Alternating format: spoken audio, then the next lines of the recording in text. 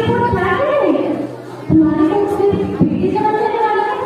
देखो साहब, मैं और बोल के नहीं रहूंगा। मेरे ऊपर पहले से बहुत खर्च है। उसकी पढ़ाई के खर्चे, दहेज के खर्चे, स्वास्थ्य के खर्चे, कौन उठाएगा ये सब? कौन करेगा ये सब? मुझसे ये नहीं होगा। मुझे ये बेटी नहीं चाहिए।